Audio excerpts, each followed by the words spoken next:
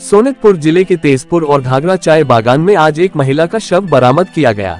चाय बागान के साप्ताहिक शनिवारी बाजार के पास स्थित एक तालाब में एक स्थानीय व्यक्ति अकलूकाल ने गायों को चराने के दौरान उस महिला के शव को देखा। तालाब के बीच में शव मिलने से इलाके में सनसनी फैल गई। घटनास्थल पर शालनीबारी पुलिस चौकी की एक पुलिस टीम पहुंची और शव को बरामद कर पोस्टमार्टम के लिए तेजपुर भेज दिया।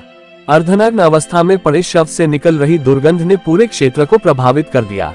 पुलिस अभी तक शव की पहचान नहीं कर पाई है। तालाब के बीच में महिला की मौत कैसे हुई और वह कौन थी, इसे लेकर स्थानीय लोगों के बीच रहस्य बना हुआ है।